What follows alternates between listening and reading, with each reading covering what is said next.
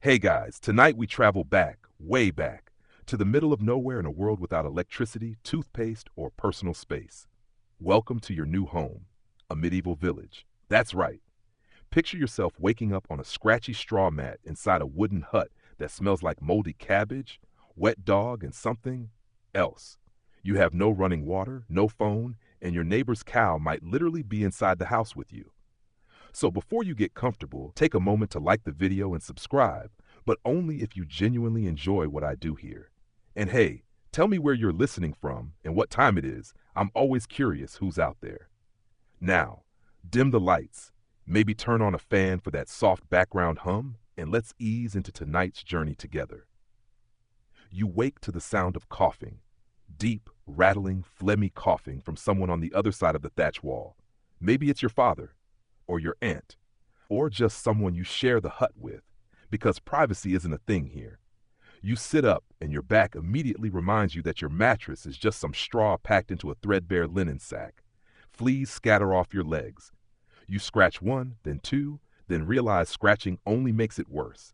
Too bad. No antihistamines in the year 1326. Your room is a single dark space with a sloping wooden ceiling, some beams, and one narrow hole cut into the wall for light. The place is smoky, not because anyone's cooking yet, but because the fireplace in the middle of the room never truly stops burning. There's no chimney, so the smoke just kind of hovers until it finds its way out through that hole or seeps into your lungs. You look over. Yep, there's a chicken roosting next to the fire. She gives you a judgmental side eye, as if to say, "Don't forget to feed me, peasant." The floor is packed earth. It gets damp in the winter and dusty in the summer. Right now it's early spring, which means it's both sticky mud and floating dust. You shuffle barefoot across it to grab your outer tunic, something brownish, woolen, and perpetually itchy. Underneath, you're wearing a linen shirt if you're lucky, though more likely it's just a coarser version of sackcloth. You slip out the wooden door, which groans like it's in pain every time it opens. Outside, the village is beginning to stir. Smoke rises from a few other huts. A rooster crows. Someone swears at a pig that's escaped its pen again. The smell is overwhelming. Mud, manure, sweat, and something faintly sour. Cheese, or maybe last night's stew, which was just boiled barley with a turnip chunk floating in it. And yes, you've smelled this exact cocktail of odors every single morning since you were born, because no one has a bath. Except the river, maybe. But that's a luxury reserved for the warmest days. Most villagers wash by wiping themselves down with old rags soaked in cold water. It's not ideal. You trudge toward the village commons. On your way, you pass your neighbor, old Elfric, who nods at you through a mouthful of blackened teeth. That's actually a pretty good smile for his age. He's 43 and still has most of them. He gestures toward the livestock pen. A goat got loose again. You groan. That's your job today. But first, breakfast. And this is where hope goes to die. Someone's boiled up a pot of gruel, oats, water, and that's it. No honey, no cinnamon, no milk unless the cow's been generous, which she hasn't because she's been sick. You take a wooden spoon and dig in. It tastes like damp cardboard. There's a crunchy bit, probably a bit of husk or a bug. No one cares. Historians still argue whether most villagers ate enough calories to survive the worst seasons. The answer is barely. During harvest, there's bread, cheese, sometimes a bit of dried meat if you're lucky. But now, in the early months of spring, you're eating scraps. People call it the hunger gap, when last year's supplies are gone and the new crops haven't come in yet. Oh, and you're not sitting at a table. You're crouched on a stool, or maybe just standing, balancing your bowl on a knee. There's no cutlery, no napkin, and you're expected to eat quickly because the sun's coming up and work waits for no peasant. Let's talk about the house you just left. Most medieval peasant homes were one-room dwellings shared by 5, maybe 8 people.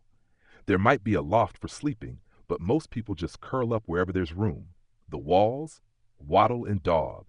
That's woven wood coated with a mix of mud, straw, and yes, animal dung. It's surprisingly good insulation, but if you punch it hard enough, you'll fall through. There's a thatched roof overhead, which looks charming in storybooks, but leaks constantly, drops bugs on your face, and is always one errant ember away from turning your house into a bonfire. People used to line the roof with herbs like lavender or mint, partly to mask the smell and partly to keep away pests. Didn't work great. And did I mention rats? They're everywhere. You've probably seen two already this morning and just didn't register it. They live in the thatch, in the grain stores, and sometimes even crawl into your bedding. Back outside, the village looks like a postcard from misery. A dozen or so thatched huts, maybe a stone church, and a dirt road full of ruts and animal droppings. There's a communal bread oven, but you have to schedule time to use it. If you mess up the schedule, your dough goes bad and you go hungry.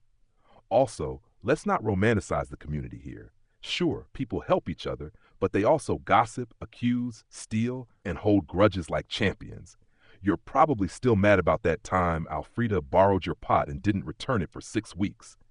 As the sun creeps over the trees, you sigh and get to work, because surviving in a medieval village doesn't mean resting. It means enduring. Section 2. The daily grind. You work or you die. By mid-morning, you're already sweating. And not because it's hot out. It's not. It's maybe 45 degrees Fahrenheit, cold enough that your fingers sting when you plunge them into water. But you're hauling buckets anyway, because the village well is 200 yards away, and your family needs water to drink, cook, and wash what little they can. Buckets are heavy. The wooden yoke across your shoulders digs into your collarbones. Your hands are chapped and raw.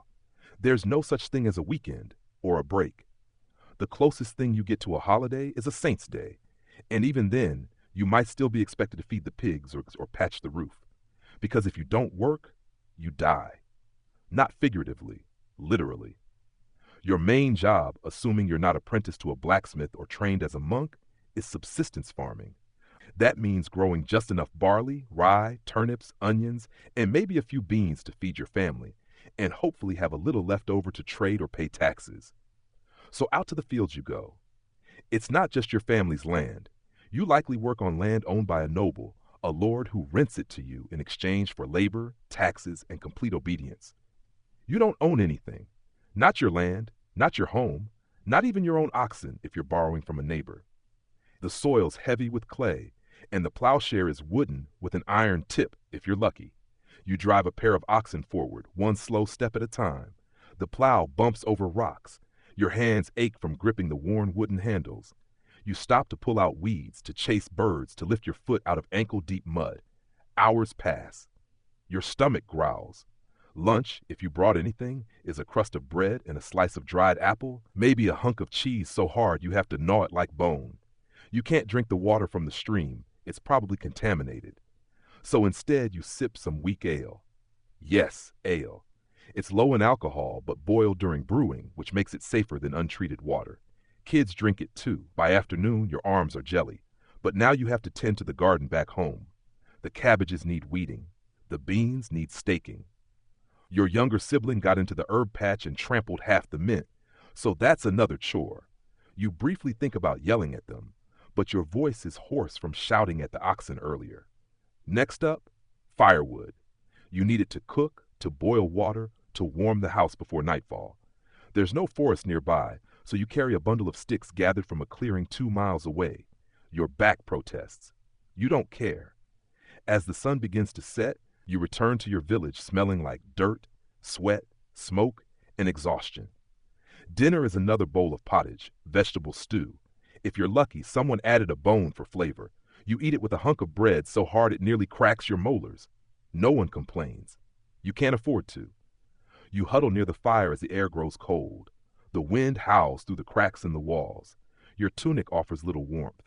Someone begins to cough again. It's a wet, wheezing sound. You glance at them but say nothing. What could you do? There's no doctor, no medicine, only hope.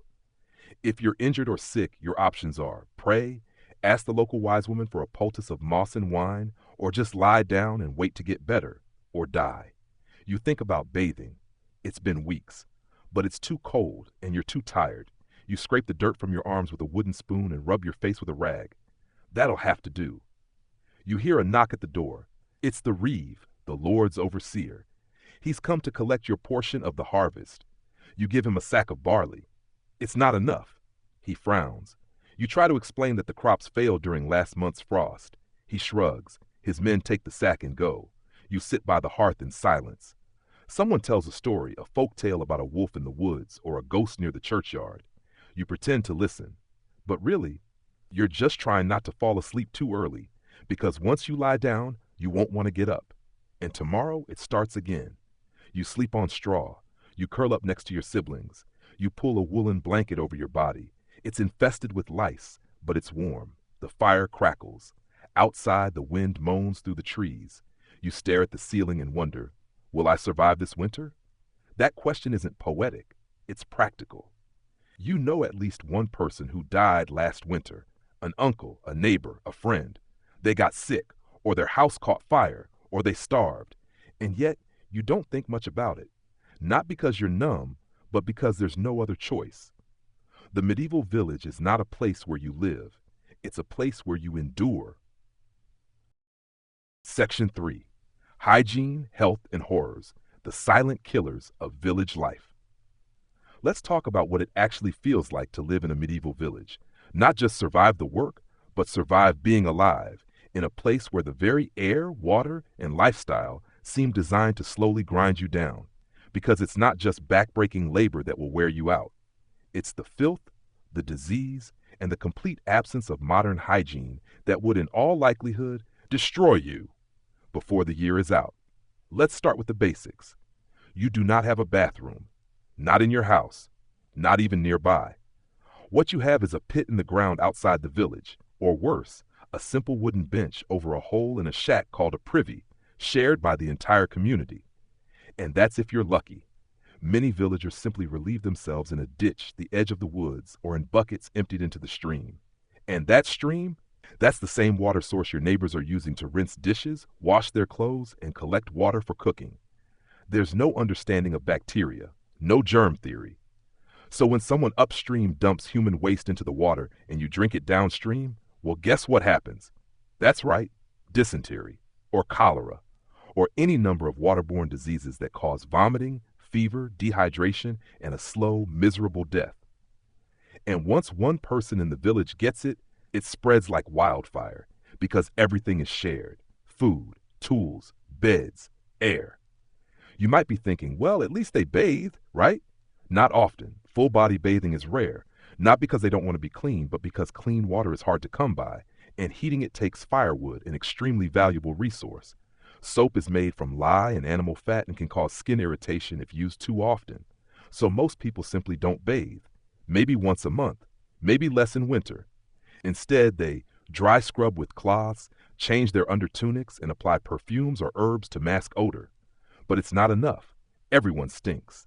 And because of that, lice and fleas are everywhere. In your bedding, in your clothes, in your hair. You get used to scratching constantly. And with the fleas comes the risk of something far worse. Plague. Yes, that plague. The Black Death hasn't arrived yet. It's still centuries away. But bubonic plague exists in animal reservoirs, and small outbreaks still occur. So if you live in a crowded village with rats in the grain bins and fleas jumping between bodies, you're always at risk. Then there's your teeth. There's no toothbrush, no dentist. You clean your mouth with twigs or chew on herbs. But your diet is rough. Coarse bread, tough meat, lots of grit from poorly milled flour. Over time, your teeth grind down, crack, and rot. Abscesses form. You get constant toothaches. Eventually, the infection could reach your bloodstream, triggering sepsis, which again, you will die from.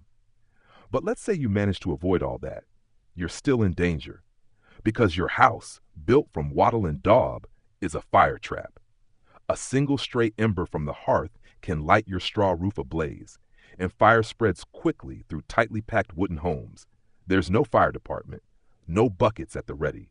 If your home catches fire in the night, you may not even wake up in time. You could also die from a simple injury. Fall while chopping wood, you might break your leg, and without splints or proper healing, you're bedridden for weeks, vulnerable to infection or starvation. Step on a rusty nail, get a cut while working in the fields. That's a perfect entry point for tetanus, gangrene, or even anthrax spores from infected livestock. Again, no antibiotics, no sterilization, just herbal poultices and prayers. Let's not forget childbirth.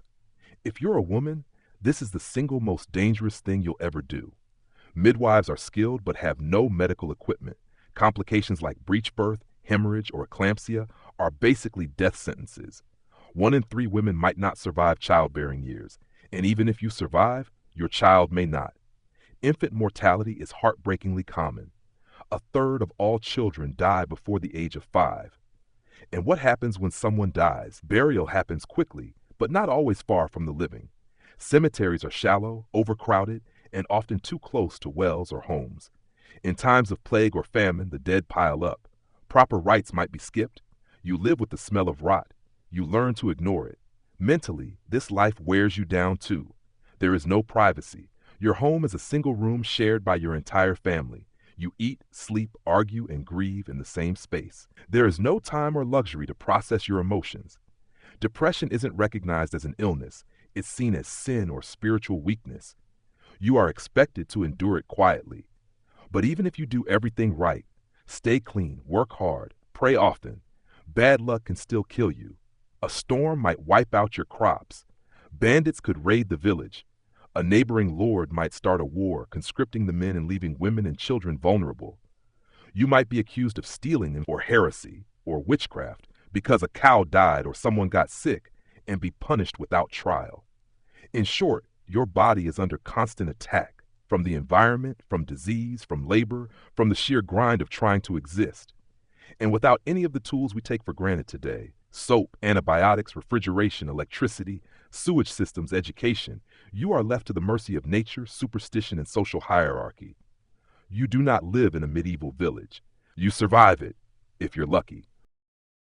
Section 4. Justice, Fear, and the Fragile Web of Medieval Order. Let's imagine for a moment that you've survived the work, the filth, and the illness.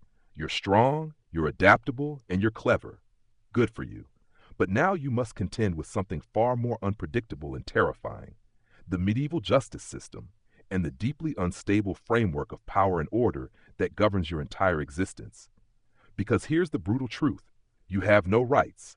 There is no constitution, no police force, no court of appeals. Your village might have a reeve, a bailiff, or a local lord, but justice isn't about evidence or fairness. It's about hierarchy, appearances, and power. If you're accused of something, stealing a chicken, poisoning a neighbor, speaking blasphemy, your guilt or innocence doesn't depend on truth.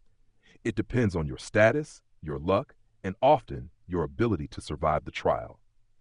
Let's say someone accuses you of theft. There are no surveillance cameras, no fingerprints, no witnesses willing to risk their own standing to defend you. If the local lord feels merciful, you might face a trial by ordeal. This could mean walking barefoot across hot coals, carrying a red-hot iron bar a few steps, or plunging your arm into boiling water to retrieve a stone. If your wounds heal cleanly, you're innocent, because God would protect the innocent. If they fester or scar, you're guilty. No appeal, no explanation. And in case you're wondering, yes, people often die from the ordeal itself. Sometimes you might instead be subjected to trial by combat. It doesn't matter if you're a farmer and your accuser is a trained soldier. You fight. Whoever wins is right. God wills it, supposedly. Even outside of formal accusations, you live under constant surveillance, not from the government, but from your neighbors. Gossip is power. A strange dream, a sick cow, a withered crop. All of these can trigger suspicion that someone is cursed, or worse, in league with the devil. If a woman talks to herself, brews her own medicine, or helps deliver babies, she could be branded a witch. The same herbs that might heal someone today could be called sorcery tomorrow. There's no public defender, no science, no presumption of innocence. Now think about punishment. Jails are rare and usually temporary. Most sentences are immediate and brutal. For theft, you might have your hand cut off. For lying, your tongue pierced or removed. Public humiliation is popular: stocks, pillories, or being paraded through town in shame. But if your crime is considered serious or you angered someone powerful, execution is on the table. Hanging, drowning, burning. And if you're executed, it's not just about killing you, it's about making a point, a spectacle, a deterrent. Children don't escape this system either. They're not protected by age. A child of 7 can be punished like an adult. Some serve as apprentices, which often means unpaid, endless labor with harsh discipline. If they misbehave or fail in their duties, beatings are common and accepted. Even religion, something that might offer you comfort, is a double-edged sword. The church dominates your worldview. It tells you what's right and wrong, what's sinful, what happens after death, but it also holds immense power over your life. If the priest accuses you of heresy, if you question doctrine, or simply miss too many church services, you could be excommunicated. Excommunication is more than spiritual rejection, it's social death.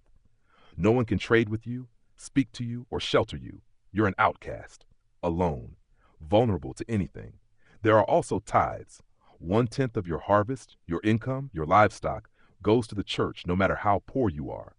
Fail to pay, and you're in debt to God's representatives. And debt, by the way, can get you imprisoned or enslaved in service until you've paid it off, which might never happen. Let's talk about war now. If your village is near a contested border, or if the local lord joins a rebellion or is called into a campaign, you might be forced to march with him. There's no training, no choice, just a spear in your hand and a promise that God favors your side. You walk for days, maybe weeks. You starve, you freeze, and when battle comes, it is nothing like the movies. There is no glory, just chaos, screaming, blood, mud. You might be stabbed in the gut and die slowly in a field, or your leg is crushed by a horse and left behind. Or worse, you survive, but maimed. And when you return, your home might be burned, your crops ruined, your family gone. If you're a woman, war brings other terrors. Soldiers, whether friend or foe, often take what they want. Food, shelter, bodies. There is no recourse. If a woman is raped, she is often blamed or cast out. If she becomes pregnant, the child may be abandoned or she may die during birth. There is no healing for that trauma. Even in peace, you are not safe. Taxes are constant. The Lord might impose new duties without warning. Roads become unsafe. Robbers roam freely outside the village after dark. There's no street lighting, no police patrols, just shadows and fear. You might think living in a village means a strong community. And sometimes, yes, neighbors help each other, celebrate together, share grief. But that same closeness means everyone knows your business. Your family's shame is your own. A scandal lasts for generations. An insult can lead to blood feuds that last years. And let's not forget famine. If the harvest fails, and it often does due to pests, weather, or war, you don't have a grocery store to fall back on. Your grain store's empty. Bread gets smaller, meals stretch thinner. People start eating bark, roots, or boiled leather. Starving villagers dig up graves, steal food from animals, or turn to cannibalism. Famine breaks people. Morality erodes. Parents might abandon children. The old might be left to die. Entire villages become ghost towns. In all this, there's no hope of rising above your station. Social mobility is a myth. You are born a peasant, you die a peasant. If you try to change your fate, if you run away, pretend to be nobility, or question the natural order, you risk imprisonment, mutilation, or death. So even if you survive disease, work, and weather, you now face a world that demands obedience, punishes independence, and thrives on fear. In a medieval village, the most dangerous thing you can be is different. Different. Section 9. Sanitation, hygiene, and the daily war with filth. Let's say you've managed to keep your soul in line, dodge the pox, feed yourself with half-rotten barley, and survive a brutal winter in your lice-infested shack. Congratulations. But you still won't survive the daily war with what might be the most medieval of enemies, filth. Step outside your hut. What do you see? A muddy path, perhaps. Or maybe it's not just mud, that brown sludge under your boots. It's a cocktail of human waste, animal dung, food scraps, and rotting straw. Chickens pick through it, pigs wallow in it, children play near it. You, unfortunately, walk through it. Toilets? No, not here. If your village has a communal privy, it's little more than a wooden shack over a hole that's been filling for years. Most villagers relieve themselves in ditches or in the field behind their homes. The concept of indoor plumbing is centuries away. And even chamber pots, used mostly by the slightly wealthier, are simply tossed out the window, contents flying into the street below with a shouted warning, "Gardaloo." Now imagine the summer heat. No trash pickup, no sewage system, just swarms of flies, rats, and disease. A paradise for parasites. You scratch constantly. Lice live in your clothes. Fleas bite your ankles. Your body is a walking buffet for the unseen life that thrives in dirt. You might bathe once a month if you're lucky, but more likely you won't wash at all for weeks. Soap is rare and expensive. Hot water, that takes time and firewood. Most villagers settle for wiping their faces with a damp cloth or rinsing their hands in a shared basin, which quickly turns gray with grime. Even when bathing is possible, it's not always viewed favorably. In many parts of medieval Europe, bathing is associated with sin, or worse, disease. There's a belief that water opens the pores, making you vulnerable to infection. So even when the opportunity is there, fear keeps many from using it. Teeth? They're on their own. Toothbrushes don't exist. You might chew herbs to freshen your breath, but dental hygiene is a foreign concept. By your 20s, your teeth are blackened, cracked, or missing entirely. A toothache could lead to an infection, and an infection could lead to death. Your clothes are made of rough wool or linen, and you rarely wash them. You probably own one outfit, maybe two if you're lucky. They itch, they smell, they crawl with pests. And when you finally wash them, likely in a cold stream, you beat them with rocks and hang them in the smoke of your fire to dry because that's the best way to kill the lice. Now imagine a wound, a small cut, a scraped knee, a blister from your boots. In modern times, it's nothing. But in a medieval village, this is the start of a medical emergency. You can't clean it properly. Bandages are reused or made from dirty cloth. No antiseptics, no antibiotics. If the wound festers, you're at the mercy of your immune system and luck. Medical care, if it comes at all, is from a barber surgeon or a local wise woman. Their tools? Iron hooks, dull knives, and leeches. Their methods? Bloodletting, herbal poultices, or prayers. Infection spreads fast. Gangrene is a slow, painful death. Let's talk about your food again. Because hygiene doesn't stop at what you touch.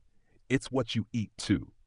Grain is stored in sacks or wooden bins, often infiltrated by rats, weevils, and mold. Bread might look solid, but inside it's crawling with insects. You don't even notice anymore.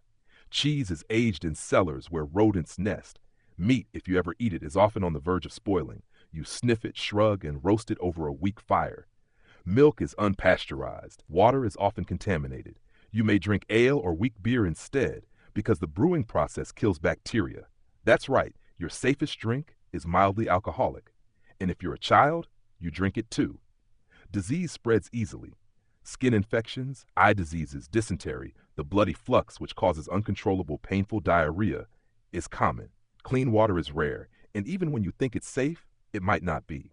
Wells are contaminated. Streams are used for bathing, washing clothes, watering animals, and yes, relieving yourself. During periods of intense rainfall, everything floods. Latrines overflow, roads turn into sludge pits. Homes take in water mixed with sewage. There's no bleach, no drainage system, no backup. You just wait it out and pray you don't get sick. Children are the most vulnerable. Infant mortality is staggering. Many mothers don't name their children until they've survived their first year. The world is simply too dirty, too dangerous. Death by filth isn't dramatic, but it's relentless. And yet, for all this, you have no idea how dangerous your environment is.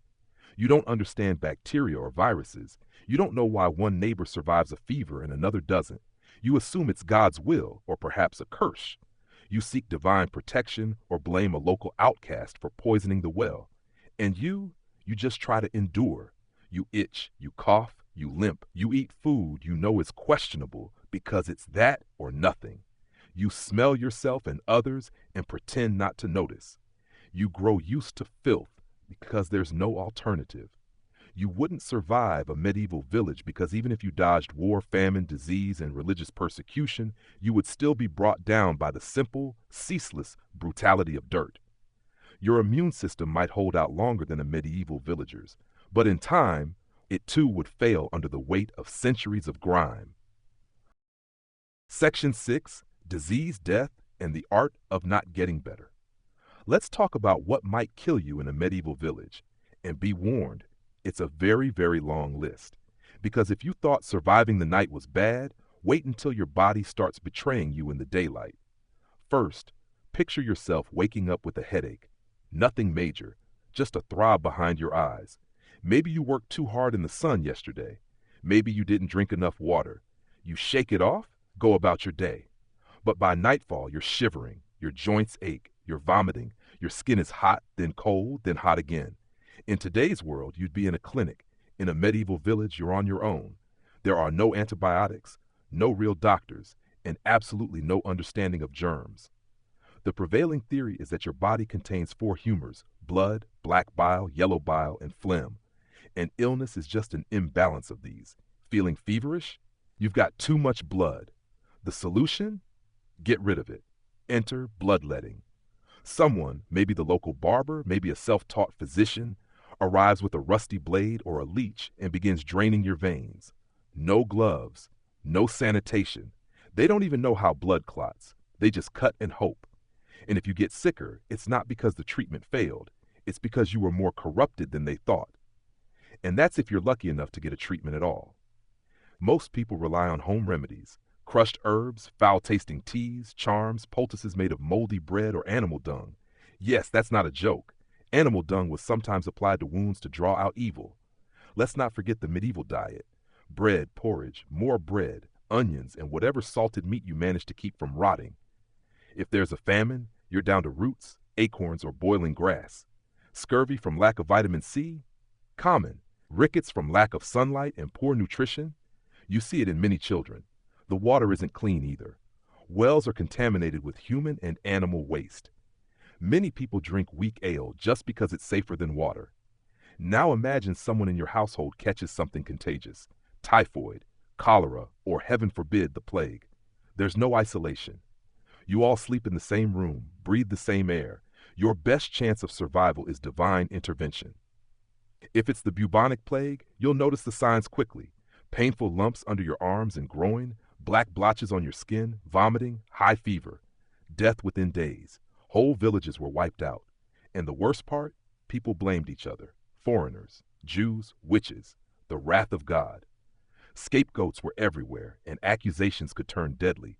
Even outside of plagues, basic injuries were dangerous.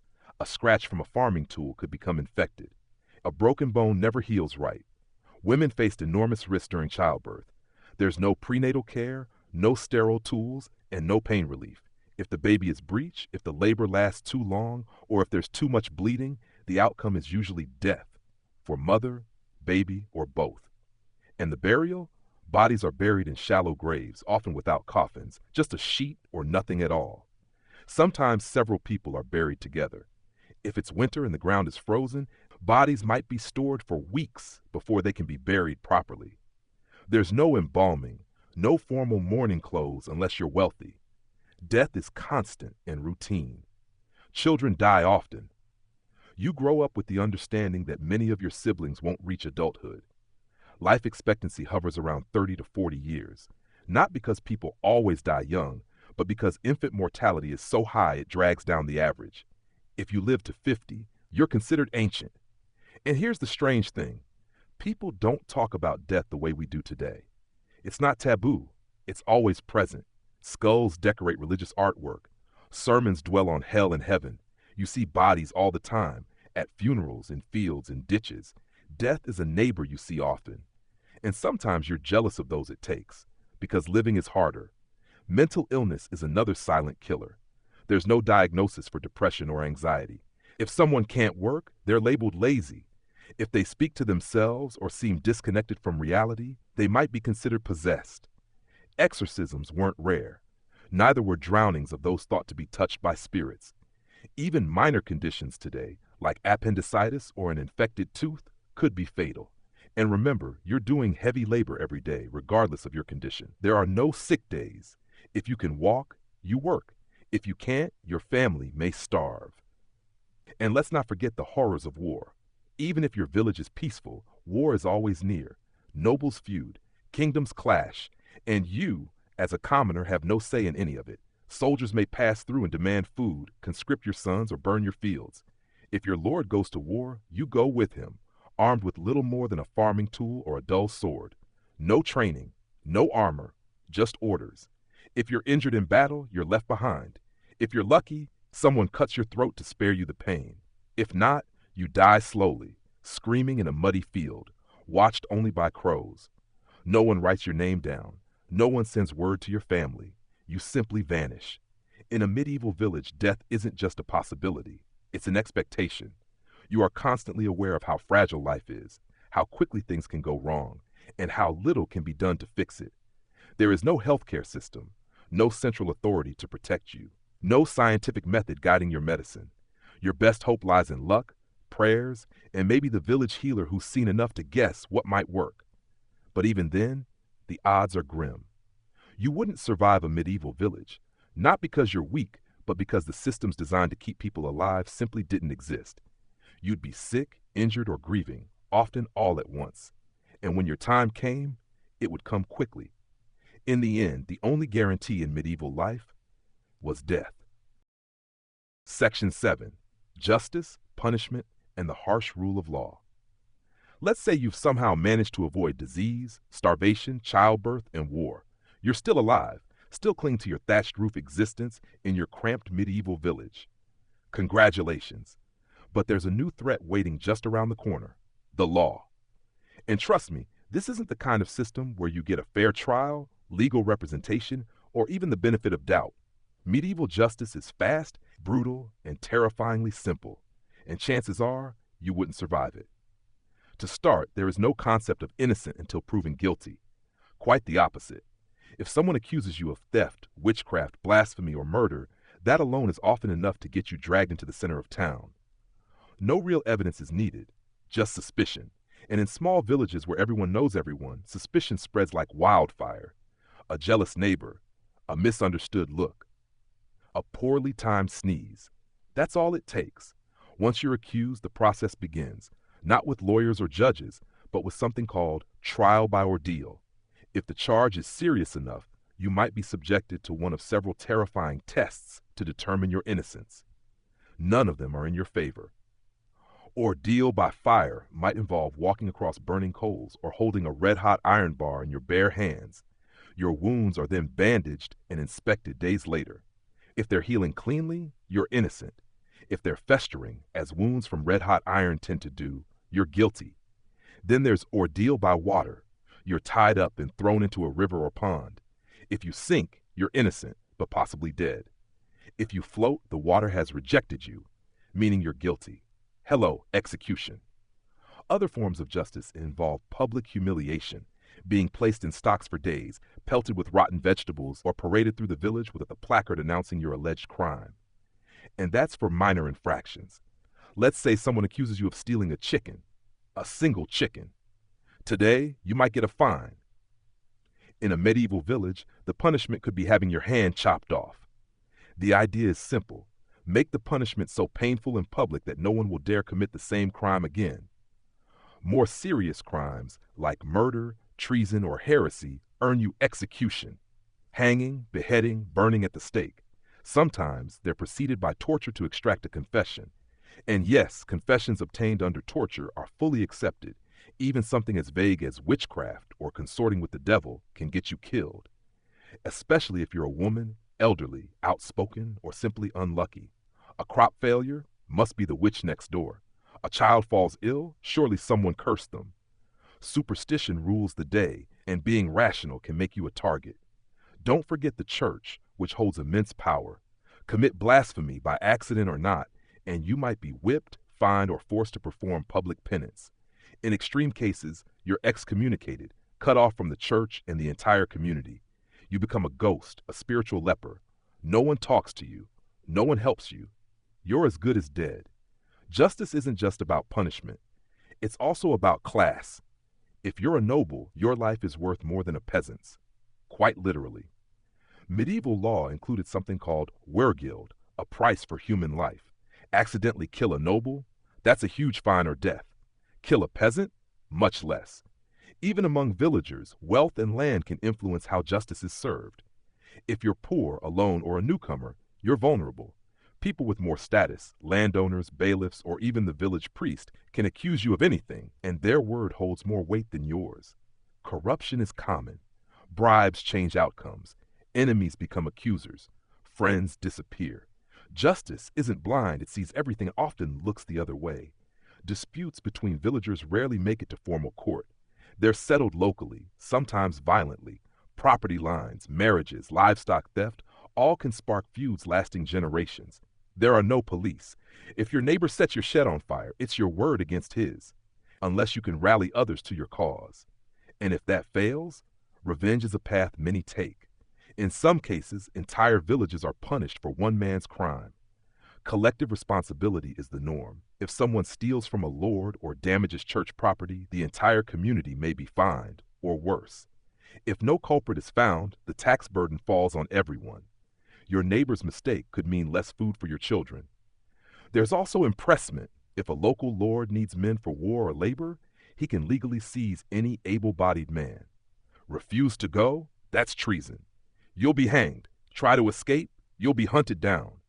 And don't even think about running to the next village for a fresh start. There's no such thing as anonymity. Villages are tightly knit, and strangers are treated with suspicion. Documents like charters and letters of safe passage are rare and reserved for the wealthy. Without them, you're essentially stateless, an outlaw. But perhaps the most terrifying part of medieval justice is how permanent it is. If you're branded as a criminal, you carry the scars, literally. Thieves might have a T burned into their hands or faces. Liars could lose an ear or have their tongues cut. These aren't punishments meant to be survived. They're meant to mark you for life, to remind everyone that you're dangerous, even if you aren't. And when someone vanishes, executed, exiled, or disappeared, no one questions it. That's just how justice works. People whisper, cross themselves, and move on. In the modern world, we worry about fairness, rights, and rehabilitation. In a medieval village, the only question is, did the punishment scare others into obedience? If yes, then justice is served. You wouldn't survive medieval law, not because you're guilty, but because it doesn't matter. The system isn't designed to protect you, it's designed to control you. And if you slip up, just once, you may find yourself at the center of the square, a crowd watching as justice is carried out. Section 8. Religion, superstition, and the constant fear of damnation. Even if you've managed to keep your body intact, dodging famine, disease, violence, and the law, there's still another force that dominates every aspect of medieval life: religion. But don't imagine peaceful Sunday services and gentle prayers. No, in a medieval village, religion is less about comfort and more about control, fear, and survival.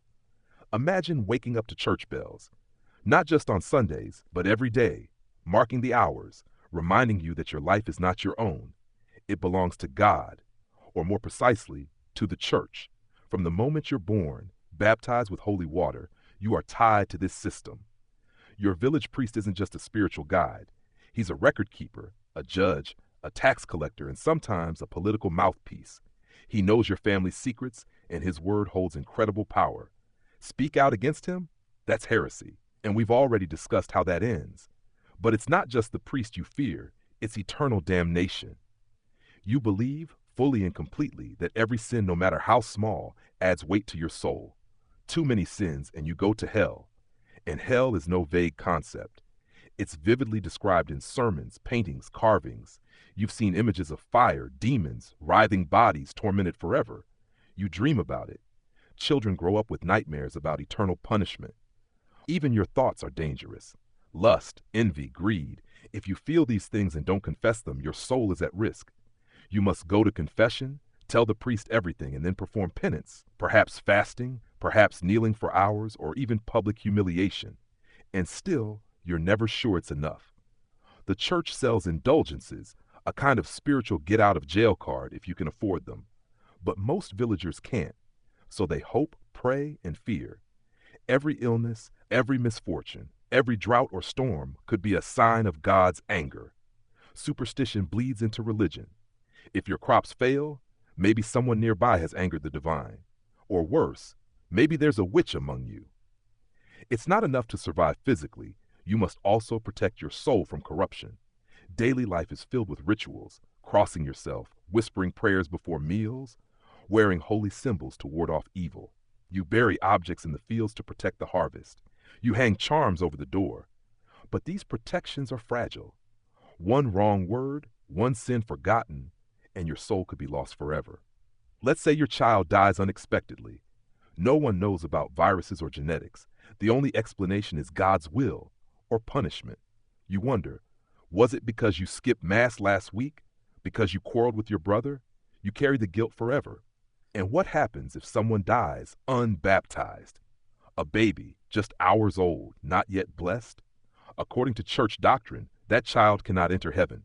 Instead, they are consigned to limbo, a gray, eternal nowhere. You can never see them again. Not in this life, not in the afterlife. Death is always near, and so is fear. You're also required to pay the tithe, a tenth of your income, crops, or labor given to the church. Refuse, and you're not just a criminal, you're spiritually condemned. That means no communion, no blessings, no protection. You're outside the faith, and therefore outside society. The village calendar revolves around feast days and holy days, many of which interrupt your work with long, mandatory rituals. While this might sound like a break, it's not. You're expected to attend, pray, kneel, confess, fast, and sometimes flagellate yourself, whipping your back to show penance. During Lent, you give up meat and luxuries. During Advent, you prepare your soul for judgment. During every moment of your waking life, you carry the weight of the afterlife. And then there are the saints and relics. Every village hopes to have a connection to a saint, a bone, a scrap of cloth, a vial of blood. These relics are believed to protect you, heal the sick, and ward off evil. Pilgrims travel long distances to touch them. And if your village has one, it becomes a center of spiritual tourism, but also of anxiety. If the relic is stolen, or if a neighboring village claims it's fake, conflict can erupt. Because without that holy protection, your souls are in jeopardy. Sometimes processions are held, marches of prayer, carrying icons and crosses through the muddy streets. You're required to participate. Refusal is dangerous. Then there are the traveling preachers, often fiery and apocalyptic. They shout warnings about the end times, about judgment, about the corruption of your village. They accuse, inspire fear, stir mobs. You listen, nod, and quietly panic. But here's the most unsettling part. You will never feel safe. Even if you confess daily, attend every mass, fast, and pray, you still don't know your fate. Salvation is never guaranteed. You might be predestined for damnation, and there's nothing you can do. This idea, terrifying and paralyzing, runs like a cold stream through the mind of every medieval villager. You live your entire life under this shadow, one eye on heaven, the other watching for signs of hell.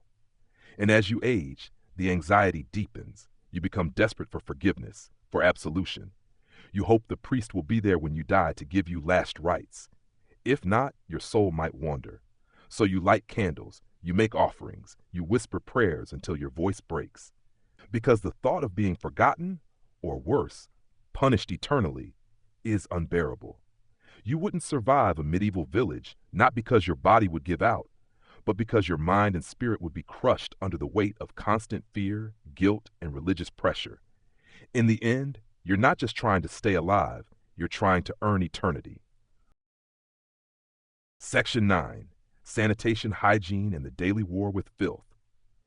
Let's say you've managed to keep your soul in line, dodge the pox, feed yourself with half-rotten barley, and survive a brutal winter in your lice-infested shack.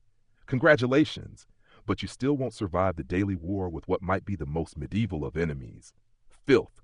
Step outside your hut. What do you see? A muddy path, perhaps. Or maybe it's not just mud. That brown sludge under your boots? It's a cocktail of human waste, animal dung, food scraps, and rotting straw. Chickens pick through it. Pigs wallow in it. Children play near it. You, unfortunately, walk through it. Toilets? No, not here. If your village has a communal privy, it's little more than a wooden shack over a hole that's been filling for years. Most villagers relieve themselves in ditches or in the field behind their homes. The concept of indoor plumbing is centuries away. And even chamber pots, used mostly by the slightly wealthier, are simply tossed out the window, contents flying into the street below with a shouted warning. Gardaloo! Now imagine the summer heat. No trash pickup, no sewage system. Just swarms of flies, rats, and disease. A paradise for parasites. You scratch constantly. Lice live in your clothes. Fleas bite your ankles. Your body is a walking buffet for the unseen life that thrives in dirt. You might bathe once a month, if you're lucky. But more likely you won't wash at all for weeks. Soap is rare and expensive. Hot water? That takes time and firewood. Most villagers settle for wiping their faces with a damp cloth or rinsing their hands in a shared basin, which quickly turns gray with grime. Even when bathing is possible, it's not always viewed favorably. In many parts of medieval Europe, bathing is associated with sin, or worse, disease. There's a belief that water opens the pores, making you vulnerable to infection. So even when the opportunity is there, fear keeps many from using it. Teeth? They're on their own. Toothbrushes don't exist. You might chew herbs to freshen your breath, but dental hygiene is a foreign concept. By your 20s, your teeth are blackened, cracked, or missing entirely. A toothache could lead to an infection, and an infection could lead to death. Your clothes are made of rough wool or linen, and you rarely wash them. You probably own one outfit, maybe two if you're lucky. They itch, they smell, they crawl with pests. And when you finally wash them, likely in a cold stream, you beat them with rocks and hang them in the smoke of your fire to dry, because that's the best way to kill the lice. Now imagine a wound, a small cut, a scraped knee, a blister from your boots. In modern times, it's nothing. But in a medieval village, this is the start of a medical emergency. You can't clean it properly. Bandages are reused or made from dirty cloth. No antiseptics, no antibiotics. If the wound festers, you're at the mercy of your immune system and luck. Medical care, if it comes at all, is from a barber surgeon or a local wise woman. Their tools? Iron hooks, dull knives, and leeches. Their methods? Bloodletting, herbal poultices, or prayers. Infection spreads fast.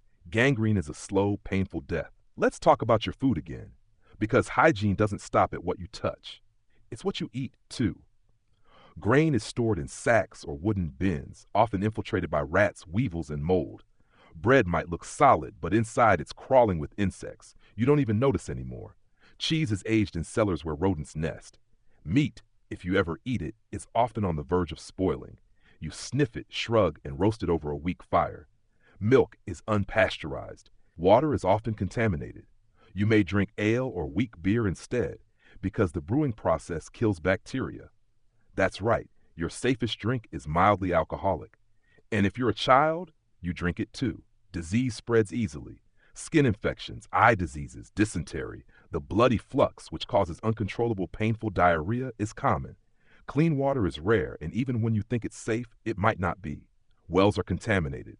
Streams are used for bathing, washing clothes, watering animals, and yes, relieving yourself. During periods of intense rainfall, everything floods. Latrines overflow, roads turn into sludge pits, homes take in water mixed with sewage. There's no bleach, no drainage system, no backup. You just wait it out and pray you don't get sick. Children are the most vulnerable. Infant mortality is staggering. Many mothers don't name their children until they've survived their first year. The world is simply too dirty, too dangerous. Death by filth isn't dramatic, but it's relentless. And yet, for all this, you have no idea how dangerous your environment is. You don't understand bacteria or viruses. You don't know why one neighbor survives a fever and another doesn't. You assume it's God's will, or perhaps a curse. You seek divine protection, or blame a local outcast for poisoning the well. And you just try to endure. You itch, you cough, you limp. You eat food you know is questionable because it's that or nothing. You smell yourself and others and pretend not to notice. You grow used to filth because there's no alternative. You wouldn't survive a medieval village because even if you dodged war, famine, disease, and religious persecution, you would still be brought down by the simple, ceaseless brutality of dirt. Your immune system might hold out longer than a medieval villager's, but in time, it too would fail under the weight of centuries of grime. Section 10, the justice system. Brutal, arbitrary, and unforgiving. So you've outlasted the plagues, endured the winters, and somehow survived the stench of everyday life in a medieval village. But now you're up against a different kind of danger. One that comes not from nature or disease, but from your fellow man. Welcome to medieval justice. Imagine this. One morning, a villager's pig goes missing, or perhaps someone's bread is stolen from the communal oven. Whispers begin. Accusations fly. You were near the oven. You were seen walking past the pigsty. Maybe you just look suspicious. And in a world without security cameras, fingerprints, or even reliable witnesses, suspicion alone can be enough to condemn you. First, you're dragged before the local lord or manor court, presided over by a man who may have no formal education, let alone legal training. This is not a place of impartial judgment. It's a room full of angry neighbors, local politics, and assumptions. If you're lucky, the worst you face is a fine, payable in coin, labor, or grain. But if your crime is serious, or if people simply think it is, justice takes a darker turn. Let's talk about trial by ordeal. If there's doubt about your guilt, you might be asked to prove your innocence by enduring a painful test. One common method? Ordeal by hot iron. A red-hot iron bar is placed in your hand, and you're ordered to carry it a few steps. Your hand is then bandaged. After 3 days, it's unwrapped. If the wound is healing cleanly, you're declared innocent, because God has protected you. If it festers, well, you must be guilty. Another popular test is ordeal by water. You're tied up and thrown into a body of water. If you float, you're guilty, because the water has rejected you. If you sink, you're innocent, but now you're drowning. Innocence may come at the cost of your life. Even when ordeals fade out in favor of more formal trials, the system remains harsh. Courts often rely on oaths and character witnesses, but only landowning men can testify. If you're poor or female or an outsider, good luck finding someone to swear for you. Let's say you're found guilty. Now comes the punishment. For theft, you might be whipped, branded, or placed in the stocks, where villagers are encouraged to throw rotten food or worse at you. For repeated offenses, mutilation is common: a hand chopped off, an ear sliced away, or a nose removed. These are marks meant to shame you for life, a walking warning to others. If your crime is more severe, like murder, heresy, or treason, expect public execution. Hanging is the standard method, but beheadings, burnings, and even being broken on the wheel are not unheard of. Executions are public spectacles, attended by entire villages. They serve as both punishment and entertainment. The worst part? The justice system is deeply biased. A nobleman might get away with murder. A serf could be flogged for stealing a loaf of bread. Laws are not applied equally. Bribery, personal grudges, and superstition play enormous roles. And remember, most of the time, you're judged by people who are barely literate and whose understanding of justice is shaped more by folklore and religion than reason. If you're accused of witchcraft, you're in even more danger. As the medieval period progresses, fear of witches rises. You could be accused of causing a storm, making milk spoil, or just looking strange. Women, especially older ones, widows, or herbalists, are particularly at risk. Once suspicion is cast, it's nearly impossible to prove your innocence. Confessions are often extracted through torture. Let's say you simply want justice for yourself. Your neighbor stole your tools, or someone assaulted your wife.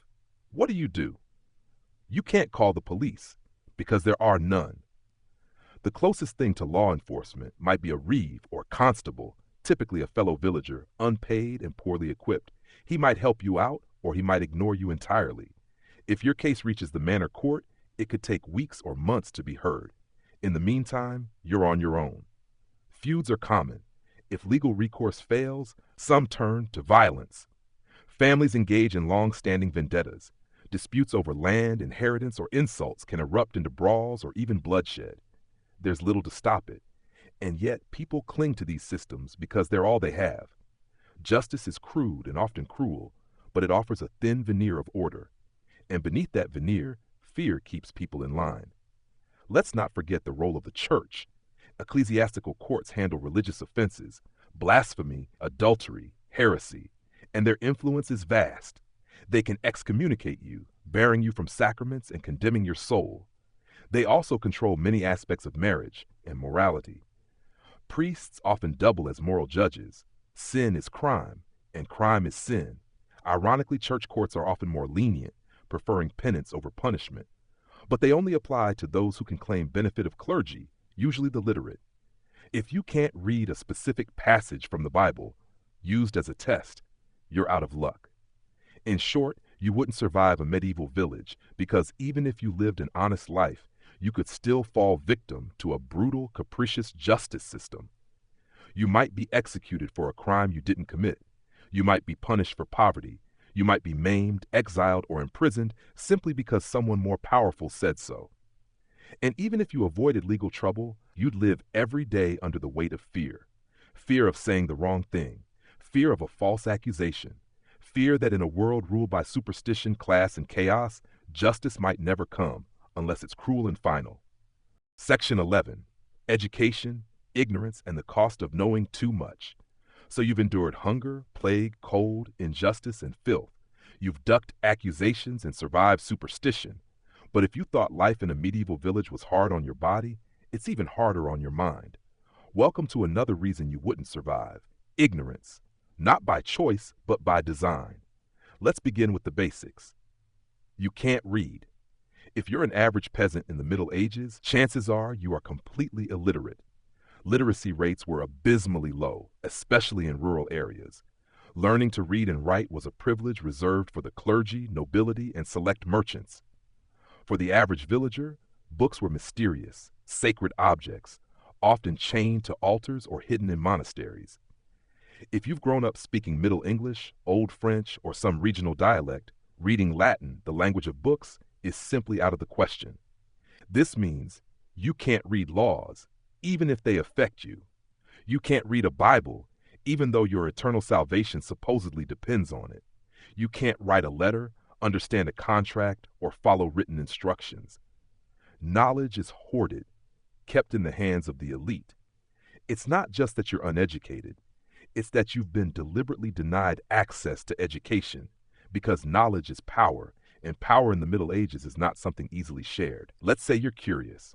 You want to know why the seasons change, why your cow got sick, or why your baby died in her sleep.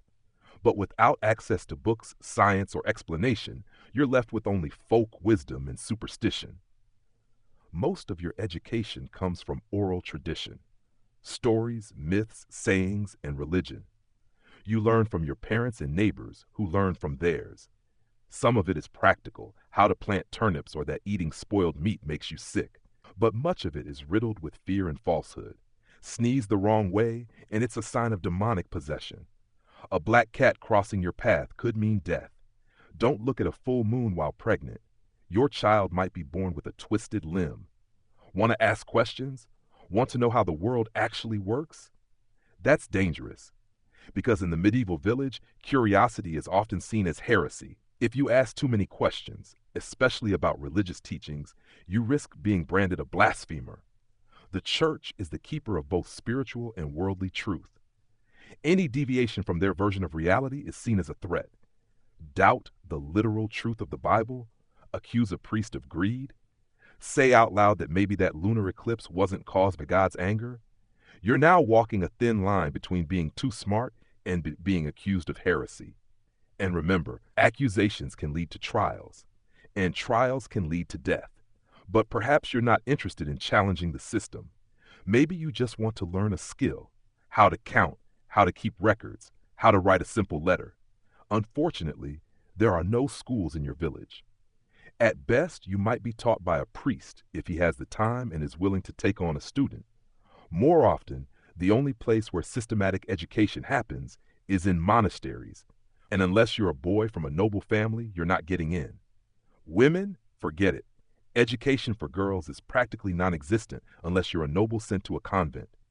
For most women, their life is entirely domestic: cooking, childbirth, weaving, surviving. No books, no arithmetic, no philosophy. And if you're a woman who shows too much interest in learning, you might end up labeled a witch.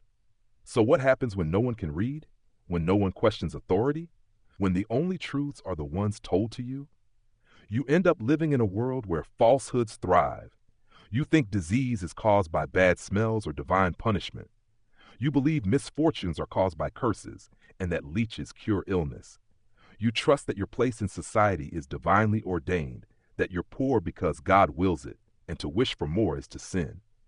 You're taught that asking questions is dangerous. And because you can't read, you can't know any better.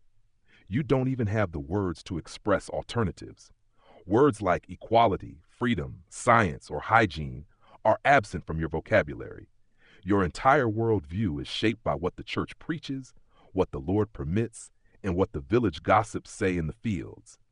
Now, let's imagine a traveler comes to your village, a scholar perhaps, or a wandering monk who has studied ancient texts. He talks about the stars not as symbols of fate, but as massive burning suns. He speaks of a world where the earth moves around the sun, not the other way around. He hints that illness might be caused by bacteria, or that some parts of the Bible are metaphor. What do? You don't understand half of what he says. The other half frightens you. You may even turn him in to local authorities, afraid that simply listening to him puts your soul in danger, because that's what you've been taught. Knowledge outside the bounds of the church is suspicious, dangerous, even evil. If you're exceptionally lucky or born into the right family, you might end up as an apprentice to a tradesman. Blacksmiths, masons, carpenters, they possess practical knowledge and are often respected. But even then, your education is narrow. You learn by doing, not by understanding theory. You don't learn why fire hardens metal, only that it does. And that kind of blind knowledge keeps you bound to your station. Now imagine a world where even maps are unreliable. Most people have no concept of geography beyond a few nearby villages. The wider world, other kingdoms, other continents, might as well be fantasy. The idea that people could sail to distant lands or that the world is a sphere, not a flat disk, these are radical, even heretical notions. In short, you wouldn't survive a medieval village not just because it's physically hard, but because it's intellectually suffocating. The barriers to learning are immense. The consequences for curiosity are severe. And even if you're one of the few with a thirst for knowledge, you're surrounded by a culture that fears it. You don't live in a world of discovery. You live in a world of dogma. And in such a world, ignorance isn't just a side effect of poverty. It's a tool of control. You're not meant to know more. You're meant to obey, to endure, and to never ask why. Section 12. Justice, crime, and the fear of punishment. If the darkness, dirt, disease, and ignorance of the medieval village haven't already broken you, then perhaps what finally will is the justice system, or rather, the lack of one as you might know it. In a world where divine judgment is often seen as more important than evidence, and where power determines guilt, surviving a brush with medieval law is more about luck and influence than truth or fairness. So let's imagine you've been accused of a crime. Maybe your neighbor claims you stole a chicken, or perhaps someone insists they saw you sneaking around after dark near the Lord's grain stores. It doesn't matter whether it's true. Accusation alone is dangerous. In a small, suspicious community, rumors are fuel, and the mob is never far behind. First, ask yourself, who enforces the law? There are no police officers as we understand them today. Law and order are handled by a patchwork of local lords, sheriffs, bailiffs, or even manorial courts presided over by landlords. If you're a serf, your very existence belongs to someone else. You're not a citizen with rights. You're property, and the law is not universal. It differs from manor to manor, town to town, and often changes based on the mood of the lord or the influence of the church. What might be a minor offense in one village could result in torture or execution in another. And then comes the trial, if you get one. In many parts of medieval Europe, guilt wasn't decided by evidence or investigation. Instead, the system relied heavily on ordeals. These were religiously sanctioned rituals meant to let God decide your fate. They were brutal, painful, and nearly always unfair. Say hello to the ordeal by fire. You're told to hold a red-hot iron or walk across burning coals. Your hand is then bandaged and unwrapped after 3 days. If the wound is healing cleanly, you're innocent. If it's festering, you're guilty. But let's be honest. Infection is inevitable, and the idea of a clean, healing wound in a medieval environment is a fantasy. Or maybe you're subjected to the ordeal by water. You're tied up and thrown into a body of water. If you float, it's because the pure water is rejecting your sinful body. You're guilty. If you sink, you're innocent, but you might drown before anyone pulls you up. Either way, you lose. These aren't rare exceptions. For centuries, this is how justice works in many parts of Europe. Even after ordeals were officially banned, trials still relied heavily on confessions, often extracted by force. Torture was not just accepted, it was encouraged. The rack, the thumbscrews, the iron boot, these devices weren't invented for monsters. They were standard tools of the state. And justice isn't blind. It's deeply hierarchical. If you're a peasant and the local lord's son accuses you of something, guess who's believed? Hint, it's not you. The upper classes have protection. You have none. Nobles can often buy their way out of punishment. You might be whipped publicly, have your ear cut off, or be hung in the village square. Steal a loaf of bread to feed your starving child. That's not seen as desperation, it's seen as defiance. You've broken the chain of obedience. Expect no mercy. What about imprisonment? Don't picture a clean, secure jail cell. Most villages don't even have proper prisons. If you're locked up, it might be in a filthy dungeon, a pit in the ground, or a wooden cage exposed to the elements. There's no concept of rehabilitation. Prisons are holding pens, not places for reform. If you survive long enough to get a trial, you're lucky. Many die waiting. And punishment is public. The spectacle is part of the point. Executions are held in the town square with children watching. Hanging, beheading, burning, disembowelment, these are not just punishments, but performances, reminders to the villagers that the law is merciless and divine. There's also collective punishment. If someone in your household commits a crime, the whole family might suffer. If someone in your village rebels, the entire population might be fined, starved, or even massacred. There is no clean boundary between guilt and innocence. Association alone can kill you. And what if you want to defend yourself? Well, good luck. There are no lawyers for peasants, no due process.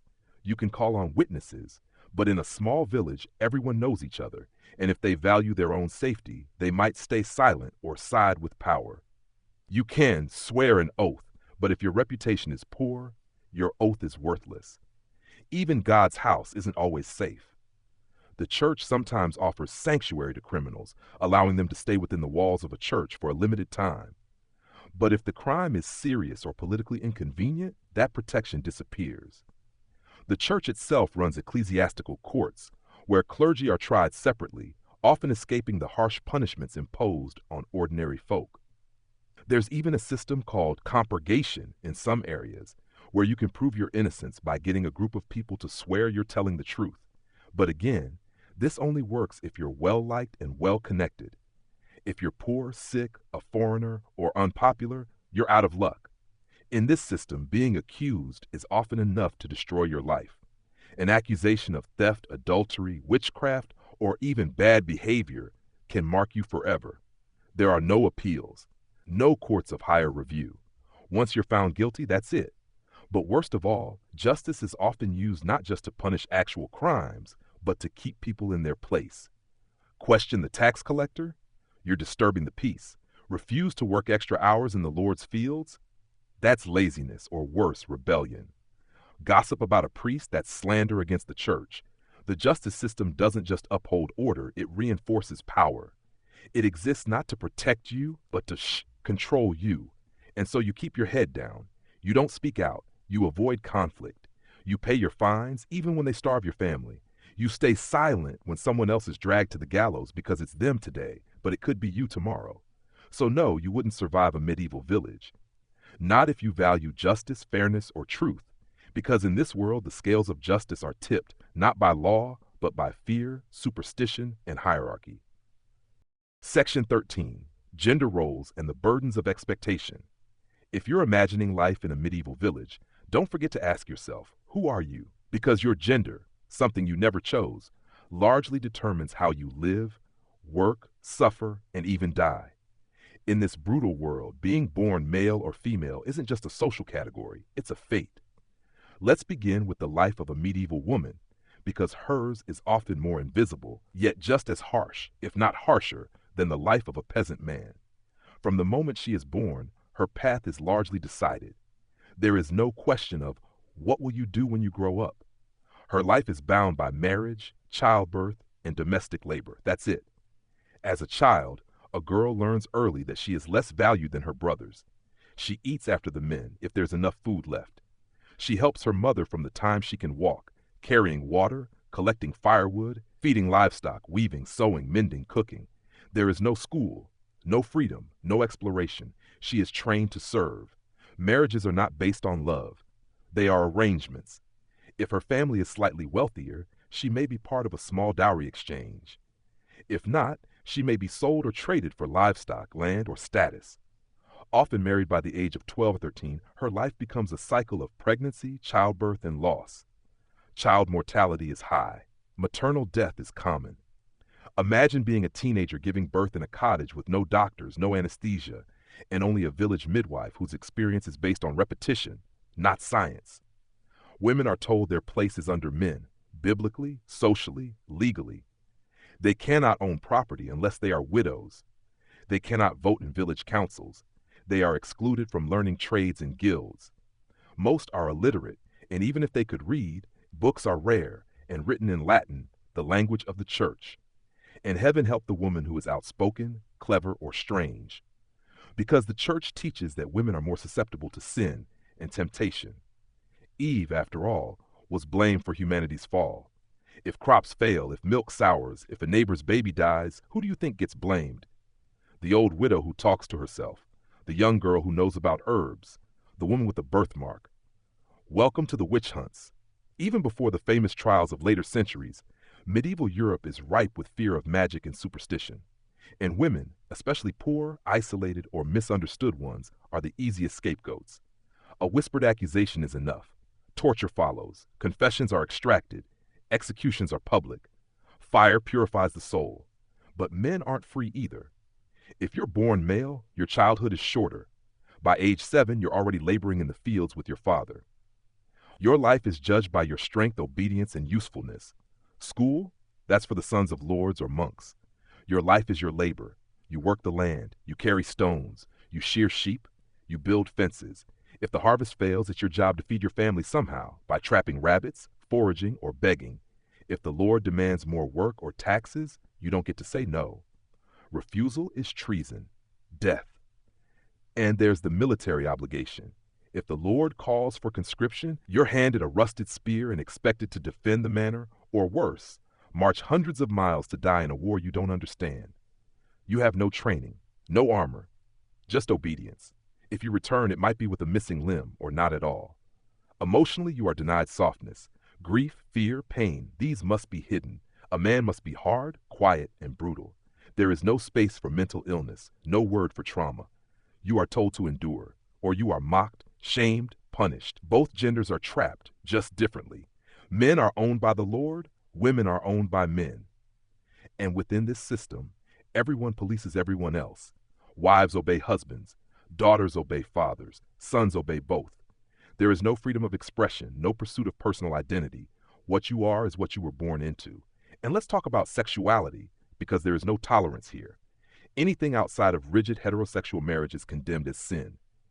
LGBTQ+ identities, though not yet named, are criminalized, demonized, or erased. Acts of love between same-sex partners can lead to excommunication, imprisonment, or death, especially under the church's eye. Romantic love itself is a luxury. Most marriages are transactional. Affection may develop, but often it doesn't. A young girl might be forced to marry an old man. A widow may be forced to remarry for the sake of property control. Consent is rarely asked. Marital rape is not recognized. A woman's body belongs to her husband. Even in religion, gender is weaponized. The church teaches that women must be modest, quiet, submissive. Nuns may find some escape in convents, but they must also abandon motherhood, freedom, and any semblance of worldly influence. Female saints are praised for their suffering, not their joy. The ideal woman is one who endures pain without complaint. Yet through all this, women and men endure. They create, love, sing, weep, dance, often in secret, often in fear. But survival is not living, not truly.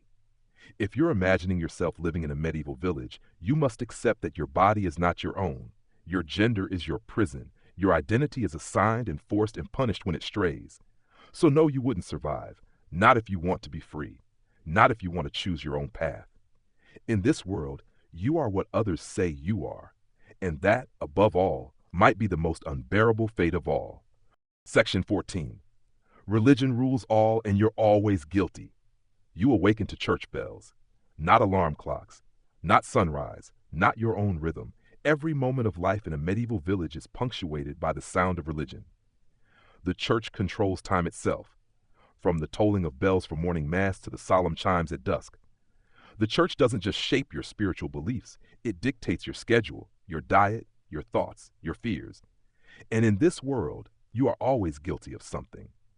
Let's begin with the sheer omnipresence of religion. In a medieval village, there are no atheists, not openly at least.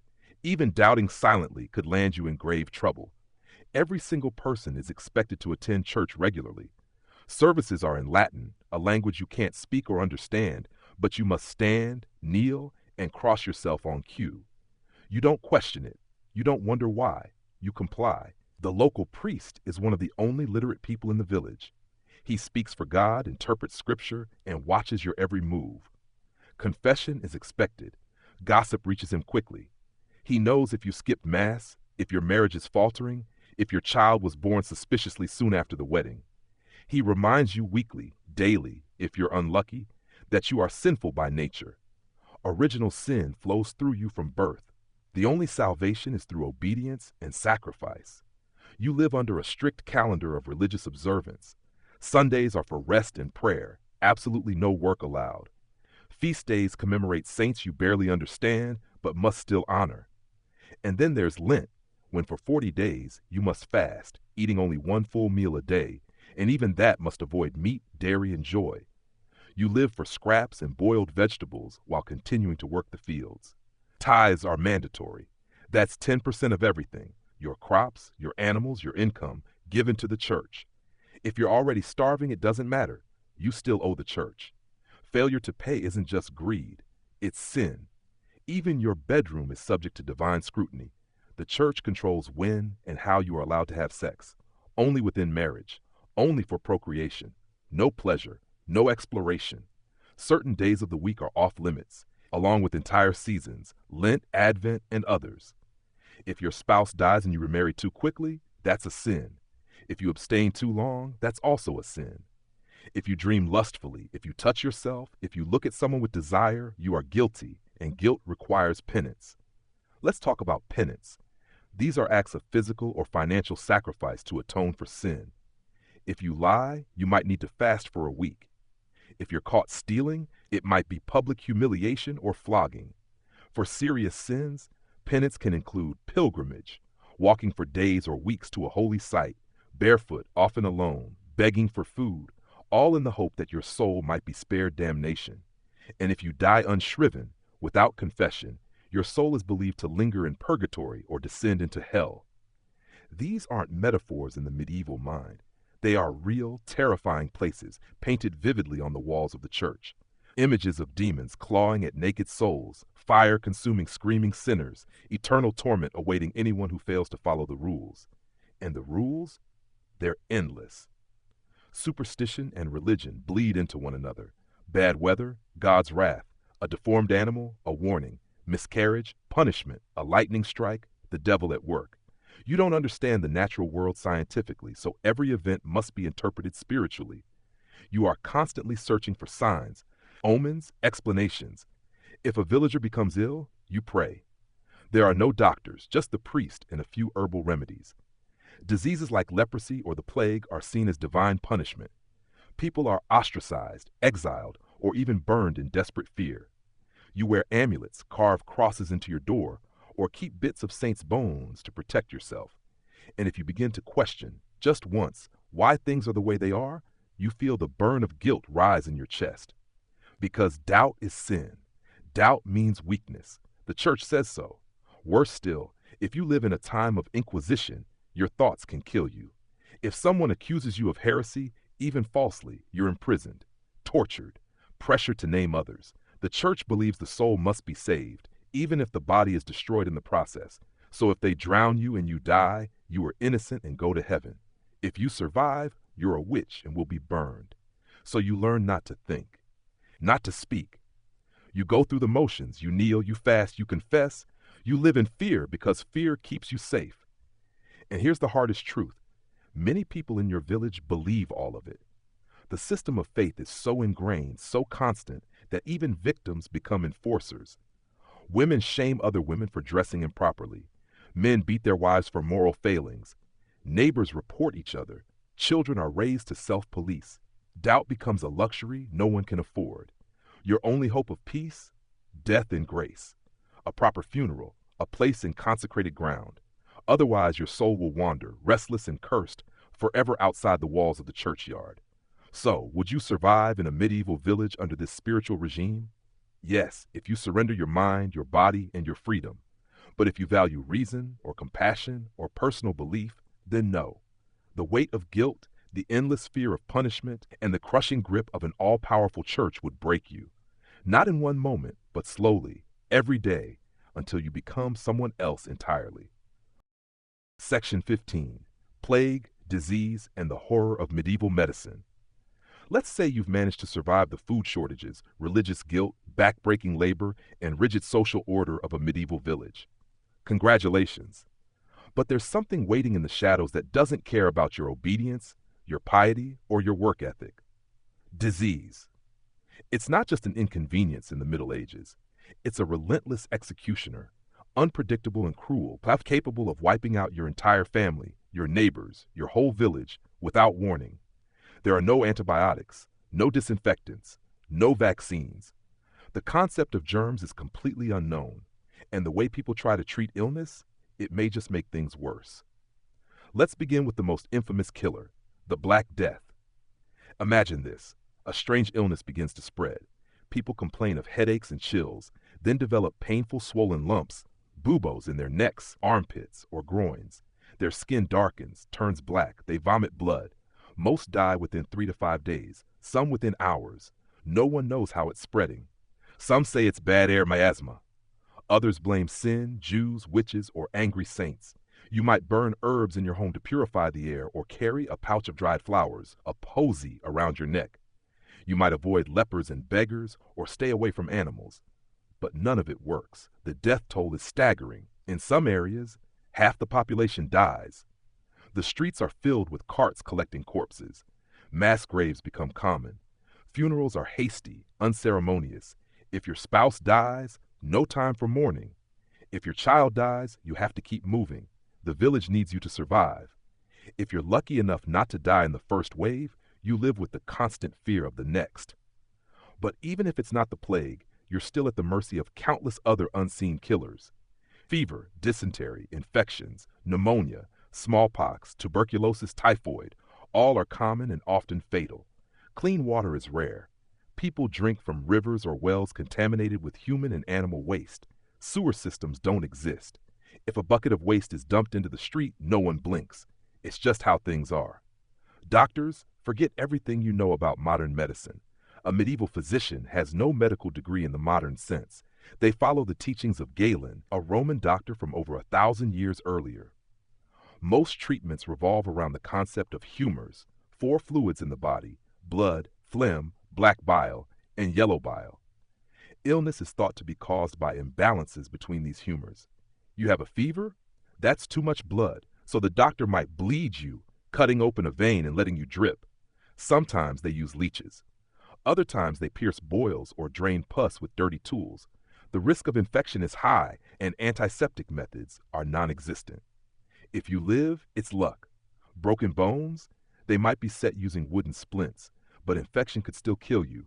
Severe wounds from accidents or fights often result in amputations, with no anesthesia. You bite down on a stick and pray you faint before the pain becomes unbearable. Pregnancy and childbirth are another terrifying gauntlet. Without midwives or sterile tools, maternal mortality is extremely high. Women may die from hemorrhage, obstructed labor, or infection. If the baby is breech or too large, both mother and child could be lost. Even naming the baby is delayed in some villages because so many die before their first year, and the sick are often blamed for their condition. People believe illness is punishment for sin or evidence of demonic possession. Those with epilepsy or mental illness are feared, sometimes chained up or exiled. Leprosy is a spiritual stain as much as a medical condition. Lepers must wear special clothes and announce themselves with a bell, never touching others, never entering a church. Sometimes the solution is worse than the disease. Cures might include wearing a dead toad around your neck, drinking mixtures of ground bone, wine, and urine, smearing dung or animal fat on a wound, inhaling smoke from burning hair or feathers. And always, always there is prayer. For some, that's the only real option. You light a candle, leave an offering, or pay a priest to say mass for your recovery. If you recover, it's seen as divine mercy. If you die, perhaps it was meant to be. Even sanitation practices are horrifying by modern standards. People rarely bathe, and when they do, it's usually once or twice a year in cold water, possibly in a shared wooden tub. Soap is rare, and towels are luxury items. Your clothing is infested with lice and fleas. You sleep in straw bedding, home to mice, bugs, and mold. Hospitals, where they exist, aren't what you'd imagine. They're often run by religious orders and designed more to provide spiritual care than medical treatment. Patients are grouped together, sick, dying, mentally ill, disabled, all lying in rows with no privacy, no hygiene, and no real hope of recovery. And then, of course, there are quacks, unqualified men or women accused of witchcraft who sell potions and charms. They promise healing through spells, incantations, or exotic powders. Some are harmless, others are deadly. But if you're desperate, and everyone eventually is, you might give them your last coins. The hardest part isn't just the suffering, it's the powerlessness. You don't know what causes disease, how to prevent it, or whether you'll live through the night. Every cough could be the start of the end. Every wound could fester. Every child could be gone tomorrow. So, would you survive in a medieval village during a time of disease? Possibly, for a while. But even the strongest grow weak. Even the cautious fall victim to forces they can't understand or avoid. In the end, survival isn't about strength, it's about luck. And in the Middle Ages, luck runs out fast. Section 16. Justice, punishment, and why you don't want to be accused of anything. So you've dodged famine, kept your head down during church sermons, survived a few bouts of sickness, and somehow avoided dying in childbirth or from a festering wound. But now there's a new danger, the law. Or more accurately, the lack of what we call law today. Justice in a medieval village isn't fair, it isn't consistent, and it definitely isn't safe. You don't get a lawyer. There's no concept of innocent until proven guilty. And your punishment, it might have nothing to do with the crime at all. Let's set the scene. You're living in a small village under the jurisdiction of a manor court. This court is run by the local lord, or sometimes his appointed steward. Villagers gather maybe once a month in the manor hall or even outside, where accusations are made, disputes are settled, and justice is served. What kind of things get you in trouble? The list is endless. Here are a few examples. Failing to attend church, letting your pigs wander, not baking your bread in the Lord's oven, gathering too much firewood, public drunkenness, wearing clothes too fancy for your class, slandering a neighbor, stealing eggs. Now imagine you've been accused of theft, or maybe something worse like blasphemy. There's no police force, no fingerprints, no security footage. The court relies on witnesses, gossip, and God's judgment. That's where it gets terrifying. If you deny the charges and no clear proof exists, you might be forced to undergo a trial by ordeal. Yes, ordeal. Here are your options. 1, ordeal by water. Your hands and feet are tied, and you're thrown into a river or lake. If you float, you're guilty. If you sink, you're innocent, though you might also drown. Either way, it's a lose-lose scenario. 2, ordeal by fire. You're required to carry a hot iron bar or walk across burning coals. Then your wounds are bandaged. If they heal cleanly within a few days, you're innocent. If they fester, guilty, as if festering wounds were rare in the Middle Ages. 3, ordeal by combat. Reserved for men of status or military rank, you fight your accuser, or someone they choose, in a duel. The winner is considered right in the eyes of God. If you're poor or sickly, you're probably dead. Eventually, these ordeals are replaced by a primitive jury system, but that doesn't make things better. Juries are made up of people from your village, people who know you or think they do. If they believe you're trouble, or if you've crossed someone influential, you're done for. Punishments vary, and they're often public and humiliating. Stocks and pillories. You're locked by the neck and wrists in a wooden frame in the town square. People throw rotten food, stones, or worse. You stay there for hours or even days. Fines. If you're lucky, you're just ordered to pay money, livestock, or grain. If you're poor, this could mean ruin. Whipping. You're tied to a post and flogged, often in front of everyone you know. Branding or mutilation. For repeat offenders or serious crimes, the court may cut off an ear, split your nose, or brand your hand with a hot iron. Hanging. Capital punishment is common for theft, rebellion, or murder. There's no appeal, no last meal, just a rope and a tree. For women, things could be even worse. Accused of witchcraft, You might be tortured until you confess. And once you confess, whether it's true or not, you'll likely be burned or drowned. Women who stepped outside social norms, owned land, or simply had bad luck could find themselves accused and condemned. And even being a witness could be dangerous. If you testify against someone powerful, they might accuse you in return. If your testimony doesn't match the popular opinion, you might be punished for lying. People quickly learn that silence is safer than truth. Let's not forget mob justice either. In villages without strong lordly control, groups of angry locals might take matters into their own hands. Someone suspected of theft might be beaten to death in the street. A woman accused of infidelity might have her head shaved and be paraded around town in disgrace. A stranger who doesn't fit in might simply disappear. And what if you're falsely accused? There's no real recourse, no one to appeal to, no oversight, your word versus theirs. If you're lucky, you'll escape with a fine. If not, you're punished anyway. Some people simply flee, abandoning their homes and family. But that's dangerous too. Without documents or connections, you become a vagabond, and being caught as one can mean flogging, imprisonment, or forced labor. The real terror, though, is the randomness of it all. The law is deeply tied to religion, superstition, and the whims of the powerful. If the crops fail, someone must be to blame. If the Lord is angry, someone must suffer. If the priest believes God is displeased, someone must pay. You live in fear, not just of hunger or illness, but of being noticed at the wrong time, in the wrong way by the wrong person. So, could you survive the justice system of a medieval village? Not likely. Not unless you're invisible, endlessly obedient, and impossibly lucky. Even then, one rumor, one bad harvest, or one false witness could end everything. Justice in the Middle Ages? It wasn't blind. It had a face, and it probably didn't like yours. And now, after trudging barefoot through the mud-soaked alleys of a medieval village, dodging flying chamber pots and dodgier doctors, you're finally able to sit. Just sit.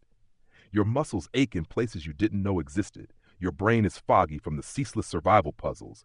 What to eat, who not to offend, how not to catch the plague. But now, the torches are dimmed. The shouting fades into whispers. You're no longer running from angry villagers or trying to decipher Latin sermons in drafty churches. There's only the sound of a crackling hearth in the distance and the soft rustle of straw under your back. Maybe it wasn't the most glamorous life. Maybe you spent more time digging ditches and ducking death than anything else. But you made it, at least for tonight. Let the past fade now. Let the cold stone walls blur into mist. Let the wooden wheels stop turning and the church bells stop tolling. There's no more mud, no more blisters, no more lords demanding taxes on your eggs. Just stillness, just quiet. Breathe in, slow, deeper now. Breathe out, like the wind over the thatched roofs, gentle and hollow. Whatever century you're really in, whatever pillow you're lying on, just know you've survived another strange, impossible bedtime journey. And maybe tomorrow you'll wake up with all your teeth still intact. Sweet dreams, traveler of time. You've earned your rest.